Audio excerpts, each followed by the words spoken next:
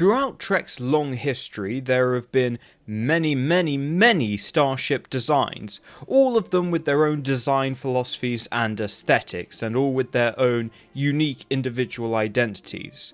No matter the ship, there is someone out there for whom it is their favourite design, and given the general aesthetic and beauty of all ships in Star Trek, that's not difficult to understand. Apart from with the Yeager Class. Hello everyone, this is Venom Geek Media here, and today, yes, we are going to be tackling that most ugly duckling of all, the most shocking, the most horrifying, the most grotesque starship of them all, the infamous Yeager Class. Now, I've talked about various DS9 and TNG kitbashes. It's fair to say that most of TNG's kitbashes from Wolf 359 are quite beautiful and aesthetic because of course they're modelled off of the Galaxy and Ambassador class, while DS9's kitbashes are often more eclectic and, shall I say, eccentric. But even so, most of them make sense. You can tell pretty easily from just looking at them what they do. The Centaur is a light cruiser. The Curry and the Raging Queen are escort carriers. The Hutzel and the Jup work as tugs. Even the USS Elkins, you can very easily see that that is a tanker. Makes a lot of sense. But what the is the Yeager Class?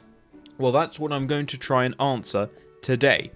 So I suppose the first step in answering the question, we should actually look at what we've got here. What we've basically got with the Yeager Class is a giant Maquis raider with a Intrepid saucer bolted on the top, and nacelles bolted onto the wings. It's pretty simple. Now, there's a whole argument to be had about the inappropriateness of bolting the saucer section of what is a large starship onto the hull of what is meant to originally be a small fighter craft. I suppose we're just going to accept the Klingon bird of prey. Oh, there's multiple size variants, much like there is with Burrell and Cavort. There's a bigger version of the Maquis Raider, even though that isn't necessarily consistent with the design style of that ship. But whatever, we don't really care, because it's under the hull, you can't see most of it. So we'll just kind of blow over that, and just ask, why would anyone do this?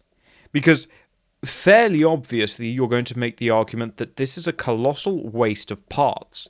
Surely, if you've got Intrepid nacelles and you've got Intrepid saucer sections, why wouldn't you just build a flipping Intrepid?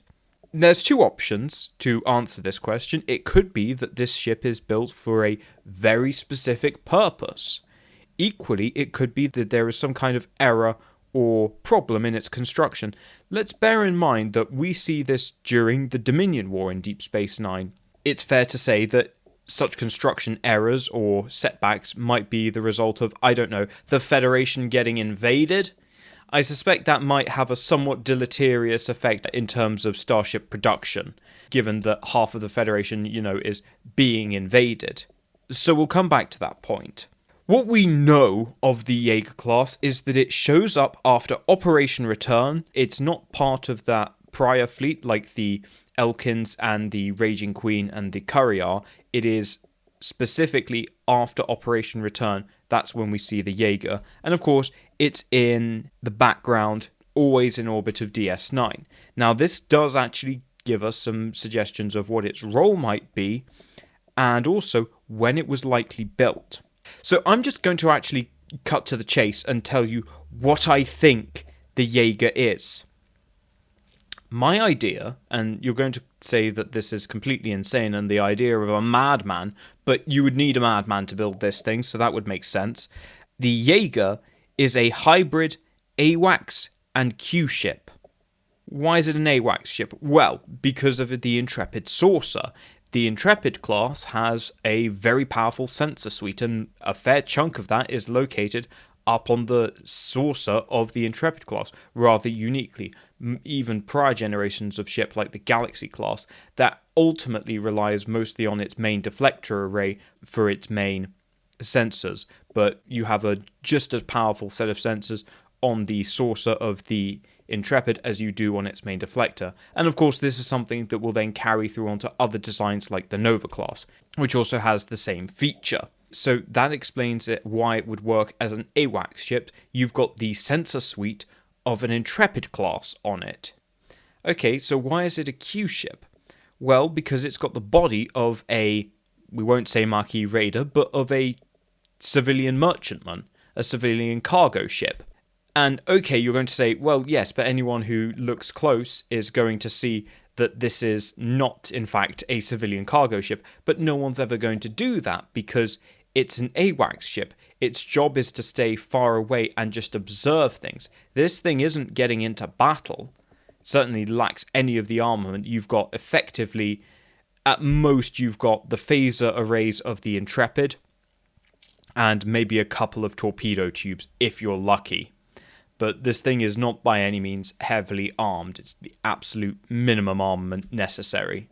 So why does this need to exist? Why do we need to have a AWACS Q ship? Well, because you obviously want ships on patrol during wartime, particularly for your most critical installations like Deep Space Nine and other stations and fortifications. However, you probably don't want to actually have your warships out on patrol, because, well, there are better things that your warships could be doing than flying around and potentially never actually fighting a battle. So you say, well, okay, but you could use O-berths or certain variants of the Miranda like the Antares, which we even see, because obviously you want to save ships like the Nebula, Nova and Springfield classes for other more important duties than just merely busybody patrol. That makes sense. The issue with using O-berth and Miranda is that these are known designs. They're identifiable. So even if you have a Miranda or a O-berth out on early warning patrol, out on picket patrol, and they see the enemy, well, apart from anything else, they have older sensor systems, certainly not up to par with the Intrepid, so the likelihood is that the enemy will see them as soon as they see the enemy. And you might say, well, what's the problem then? Then they just call for help. Yes, but the enemy then knows that they have been seen. Whereas if you have a Q ship doing this role, to clarify, a Q ship is a military ship or an armed ship that disguises itself as a civilian merchantman. If you disguise your patrol ship as a freighter that's just, going about its business, the enemy is probably going to think that they haven't been seen. And that means that they are more easily baited into traps that you can set up, because you now know they're there, and you can probably predict what their actions are going to be. Whereas if you had used a clearly marked military ship to identify that, they'd have probably seen it and worked out that you know what they're trying to do, and they've adjusted their plans accordingly. Ultimately, that's the critical thing with the Yeager class. The enemy doesn't know that you know. And because they don't know that you know, you can be much more confident in making predictions about what they're going to do, because of course they don't know that you know. Pretty simple, really. So having a ship like this, having a ship that is simultaneously an AWACS ship and also a Q ship, would enable you to punish overly aggressive enemies, and this is of course a big concern in the early half of the Dominion War, where Starfleet is getting harried during its retreat.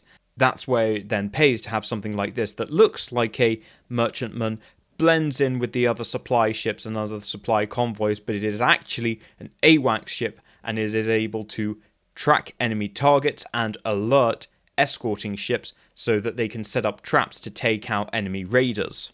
Because essentially, you're just going to mistake this ship for another freighter. You're not really going to know that this is not a freighter until you get very close. By which time, of course, it's too late. So you're probably saying, okay, Venom, I like this idea, I like this concept, but how on earth did this come about? Because how on earth could you convince someone to give up Intrepid saucers and engines for a Q ship? Surely you could do just something else. And it's like, yes, you probably could. But as I said, Federation is being invaded when this is being built. So think about when this is. It's basically the first quarter of 2374. So the Federation is currently on a retreat. It's planning a counterattack, and it's trying to hold out in certain areas. What they need to do is they need to boost their situational awareness, they need to preserve their fighting ships. So again, you can't risk fighting ships in reconnaissance missions from which, let's be honest, they might not come back. And the other thing is, of course, that construction is being disrupted because the Federation's being invaded. So the shipyards of Zalatia and Eadara were both captured in the Dominion advance. What I believe happened was that there were some Intrepid hulls laid down at either one of those. There were then Intrepid saucers probably being manufactured elsewhere that then were left laying around because, of course, obviously when the Dominion overran those positions, the Federation shipyards scuttled those hulls to make sure the Dominion couldn't get anything out of them. But you now have a bunch of Intrepid saucers with no ships to go with them. Now, you could wait, but it's going to be far easier at that point to just order a whole set of new Intrepids rather than order just a secondary hull and a saucer, and all of them are in like different states. It's just far easier to take that saucer section and basically use it as frankly, a sensor module for a Q-ship design. So, as I say, basically you've got these spare saucers lying around, you want to get rid of them, and Admiral Paris suggests that they convert these into the Yeager Class, these AWACS Q-ships. Only about a dozen of these were built, all told, and all of them served as early warning for various starbases during the Dominion War, and they were decommissioned soon after. And that's basically the story of the Yeager Class. It's a very niche, very specific design, and it is very unusual, and in most circumstances, no, it's not something I'd want to see again. But it's a very good example of Starfleet adapting on the fly to a developing situation and innovating a very interesting tactical concept. Just to wrap up, like I say, this is a very interesting concept, and we'll probably see things like this again. We'll see AWACS Q-ships being used by other powers, especially in the post-Dominion War Typhon Pact era, where grey zone warfare and grey zone conflict is obviously going to be a bigger part of how interstellar affairs is carried out. Obviously, the Jaeger in and of itself is quite specialised, and it had a limited application, which is why it had a relatively short career. But it fit that niche very well for what Starfleet needed at the time. Yes, ultimately, you want to cover those kind of flanks with dedicated, purpose-built starships, but at the point they were at the Dominion War, they didn't have such things, and they couldn't wait for them. So they made the best of a bad situation, and that's how we got the Yeager Class. So, thank you all for watching. Leave your thoughts in the comments below. Do you like my concept for the Yeager Class as this AWACS Q-ship? It's obviously a bit of a hybrid of different ideas, but it's the best explanation I can think. Like I say, out of all of the DS9 Kitbashes, it is certainly the most befuddling, and my personal favourite is actually still the USS Elkins, because I like that it's a tanker, and I think it makes a lot of sense as a tanker. But if you prefer the Yeager class, let me know in the comments below, and I will see you all in the next video.